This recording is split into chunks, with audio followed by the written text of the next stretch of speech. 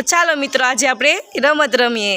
જો ઘરની અંદર અથવા રૂમની અંદરની વસ્તુ હોય તો તમારે વર્તુળની અંદર આવવાનું, ને રૂમની બહારની વસ્તુ હોય તો વર્તુળની બહાર જવાનું। આપણે નદી પર્વત રમીએ ને એ પ્રમાણે। ઓકે, ટીવી, વૃક્ષ,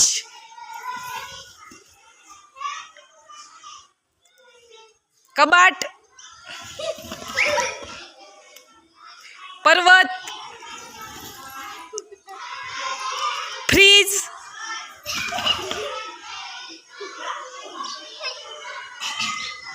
નદી,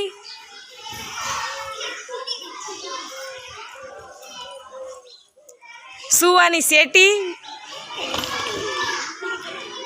સ્કૂલ, ખુરશી,